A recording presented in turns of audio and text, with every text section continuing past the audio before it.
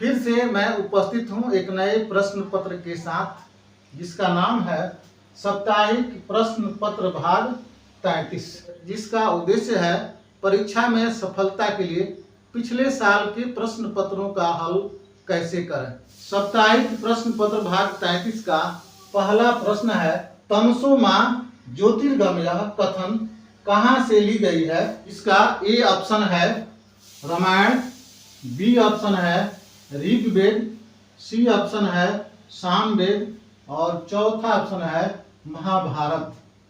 तो इस प्रश्न का सही जवाब है ऋग्वेद, यानी ऋग्वेद से तमसो मां ज्योतिर्गमय कथन को लिया गया है।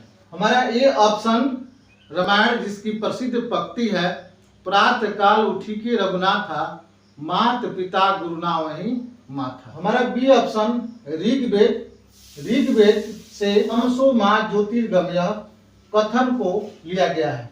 हमारा सी ऑप्शन है सामवेद, सामवेद से संगीत के जो छंद होते हैं सा रे ग म प द नि स, ये छंद जो है सामवेद से लिए गए हैं। हमारा चौथा ऑप्शन है महाभारत। महाभारत का प्रसिद्ध कथन है, तू कर्म कर फल की चिंता मत कर, तू कर्म कर फल की चिंता मत कर। हमारा दूसरा प्रश्न है, कितने पाकिस्तान नामक पुस्तक किनकी रचना है। जिसका ए ऑप्शन है खुशवंत सिंह, बी ऑप्शन है भीष्म साहनी, सी ऑप्शन है कमलेश्वर और डी ऑप्शन है अमृत प्रीतम। तो इस प्रश्न का सही जवाब है ऑप्शन सी कमलेश्वर। कमलेश्वर जी ने कितने पाकिस्तान नामक पुस्तक की रचना की। हमारा ये ऑप्शन खुशवंत सिंह, जिन्होंने ट्रेन टू पाकिस्तान नामक पुस्तक की रचना की, ट्रेन टू पाकिस्तान। हमारा बी ऑप्शन है भीष्म साहनी, भीष्म साहनी के द्वारा भाग्य रेखा नामक पुस्तक की रचना की गई। हमारा सी ऑप्शन है कमलेश्वर, कमलेश्वर जी ने कितने पाकिस्तान नामक पुस्तक की रचना की। हमारा डी ऑप्शन है अमृत प्रीतम, अमृत प्रीतम ने 5 वर्ष की लंबी सड़क नामक पुस्तक की रचना की। हमारा तीसरा प्रश्न है, ओमेगा 3 क्या है। जिसका ए ऑप्शन है वसीय अम्ल, बी ऑप्शन है विटामिन, सी ऑप्शन है प्रोटीन और डी ऑप्शन है डेयरी उत्पाद। तो इस प्रश्न का सही जवाब होगा ऑप्शन ए वसीय अम्ल। वसीय अम्ल के रूप में ओमेगा 3 होता है। हमारा बी ऑप्शन है विटामिन।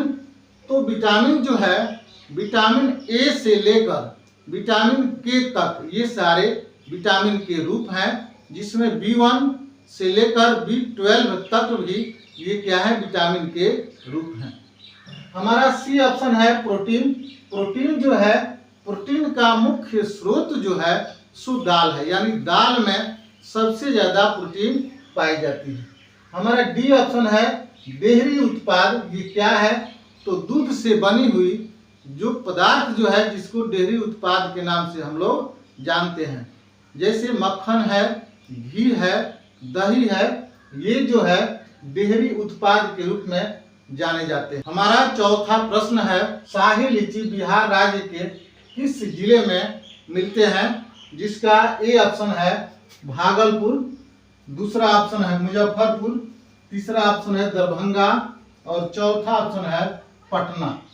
तो इस प्रश्न का सही जवाब है ऑप्शन बी मुजफ्फरपुर, यानी शाही लीची के लिए मुजफ्फरपुर जिला प्रसिद्ध है। हमारा ए ऑप्शन है भागलपुर। भागलपुर में साल और सिल्क साड़ी के लिए प्रसिद्धि मानी जाती है। दूसरा ऑप्शन मुजफ्फरपुर, मुजफ्फरपुर में शाही लीची मिलता है। तीसरा ऑप्शन है दरभंगा, दरभंगा में मखाना के लिए यह प्रसिद्ध माना जाता है। और चौथा ऑप्शन है पटना, यानी पटना में दीघा जो है आम के लिए प्रसिद्ध माना जाता है, आम के लिए प्रसिद्ध माना जाता है। हमारा पांचवा प्रश्न है, पौधे का रसोई घर किसे कहा जाता है? जिसका ए ऑप्शन है तना, बी जड़, सी ऑप्शन पत्ती और डी फूल। तो इस प्रश्न का सही जवाब है ऑप्शन सी, यानी पत्ती को पौधे का रसोई घर कहा जाता है। हमारा ये ऑप्शन है तना। तना जो है वह पेड़ का सहारा होता है और तना के माध्यम से जड़ से खनिज और लवण जो है वह पौधों के सारे अंग तक पहुंचते हैं। हमारा बी ऑप्शन है जड़, मिट्टी से खनिज लवण अवशोषित करता है। हमारा सी ऑप्शन है पत्ती। पत्ती पौधों के लिए खाना बनाने का काम करती है। और डी ऑप्शन है फूल। फूल में ही फल और बीज समाहित होता है। फूल में ही फल और बीज समाहित होता है। हमारा छठा प्रश्न है रेडियो तरंगें किस मंडल से परिवर्तित होकर पृथ्वी पर वापस लौटती है? जिसका ए ऑप्शन है क्षोभ मंडल, बी ऑप्शन है आयन मंडल, सी ऑप्शन है ओजोन मंडल और डी ऑप्शन है उपरोक्त में कोई नहीं। इस प्रश्न का सही जवाब है आयन मंडल। आयन मंडल में ही रेडियो तरंगें तैरती रहती है और फिर वहां से वह वापस पृथ्वी तक लौटती है। हमारा ये ऑप्शन है क्षोभ मंडल, जिस मंडल में धूप, वर्षा और बर्फ यहाँ गिरते हैं। हमारा बी ऑप्शन है आयन मंडल। आयन मंडल में रेडियो तरंगें तैरती रहती है। हमारा सी ऑप्शन है ओजोन मंडल। ओजोन मंडल में सूर्य से जो किरणें आती है उन किरणों में पराबैंगनी भी किरणें होती है। पराबैंगनी किरणों को ओजोन मंडल अवशोषित करता है, बाकी किरणें जो है धरती पर आती है। हमारा डी ऑप्शन है उपरोक्त में कोई नहीं, यह ऑप्शन गलत है। निम्न में कौन सा जिला अपनी स्थापना दिवस 2 अक्टूबर को मनाता है? जिसका ए ऑप्शन है गोपालगंज, बी ऑप्शन है सिवान, सी ऑप्शन है पश्चिमी चंपारण और डी ऑप्शन है पूर्वी चंपारण। तो इस प्रश्न का सही जवाब होगा गोपालगंज, यानी गोपालगंज जिला अपनी स्थापना दिवस हर साल 2 अक्टूबर को मनाता है। सिवान जिला अपनी स्थापना दिवस 3 नवंबर को मनाता है। सिवान जिला अपनी स्थापना दिवस 3 नवंबर को मनाता है। ऑप्शन सी पश्चिमी चंपारण, तो पश्चिमी चंपारण अपनी स्थापना दिवस 8 नवंबर को मनाता है। और ऑप्शन डी पूर्वी चंपारण, पूर्वी चंपारण अपनी स्थापना दिवस 2 नवंबर को मनाता है। पूर्वी चंपारण अपनी स्थापना दिवस 2 नवंबर को मनाता है। हमारा 8वां प्रश्न है राष्ट्रीय हिंदी दिवस कब मनाई जाती है? जिसका ए ऑप्शन है 5 सितंबर, बी ऑप्शन है 14 सितंबर, सी ऑप्शन है 16 सितंबर और चौथा ऑप्शन है 21 दिसंबर। तो इस प्रश्न का सही जवाब है ऑप्शन बी 14 सितंबर। 14 सितंबर को राष्ट्रीय हिंदी दिवस मनाया जाता है। 14 सितंबर को राष्ट्रीय हिंदी दिवस मनाया जाता है। ऑप्शन ए है 5 सितंबर। 5 सितंबर को शिक्षक दिवस मनाया जाता है। ऑप्शन बी है 14 सितंबर। 14 सितंबर को राष्ट्रीय हिंदी दिवस मनाई जाती है। ऑप्शन सी है 16 सितंबर। 16 सितंबर को ओजोन दिवस मनाई जाती है। ओजोन दिवस मनाई जाती है। और डी ऑप्शन 21 दिसंबर। 21 दिसंबर को साल का सबसे छोटा दिन है।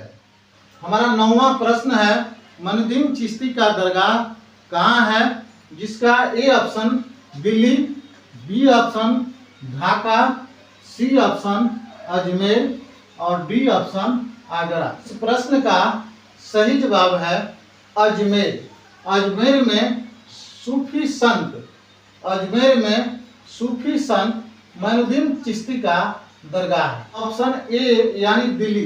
दिल्ली में किनका दरगाह है? तो दिल्ली में हजरत निजामुद्दीन शाह का दरगाह है।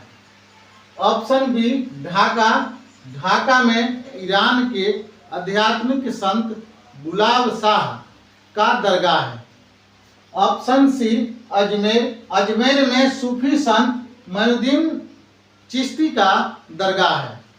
और ऑप्शन डी आगरा, तो आगरे में शेख सलीम चिश्ती का दरगाह है।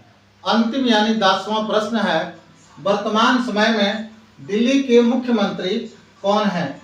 जिसका ए ऑप्शन है श्री अरविंद केजरीवाल, बी ऑप्शन है हर्षिता केजरीवाल, सी ऑप्शन है श्रीमती आतिशी और डी ऑप्शन है श्रीमती सुनीता केजरीवाल। तो इस प्रश्न का सही जवाब है श्रीमती आतिशी। श्रीमती आतिशी जी वर्तमान समय में दिल्ली की नए मुख्यमंत्री हैं। तो हमारा ए ऑप्शन है श्री अरविंद केजरीवाल। तो श्री अरविंद केजरीवाल अभी वर्तमान समय में दिल्ली के मुख्यमंत्री नहीं है। हमारा बी ऑप्शन है हर्षिता केजरीवाल। हर्षिता केजरीवाल श्री अरविंद केजरीवाल की बेटी हैं। हमारा सी ऑप्शन है श्रीमती आतिशी। श्रीमती आतिशी वर्तमान समय में दिल्ली की मुख्यमंत्री हैं। और हमारा डी ऑप्शन है श्रीमती सुनीता केजरीवाल। तो श्रीमती सुनीता केजरीवाल श्री अरविंद केजरीवाल की पत्नी है। साप्ताहिक प्रश्न पत्र भाग 33 के इन्हीं 10 प्रश्नों से हम विराम लेते हैं और फिर मिलेंगे हफ्ते साप्ताहिक प्रश्न पत्र भाग 34 के साथ। तब तक के लिए आप सभी को बहुत बहुत धन्यवाद।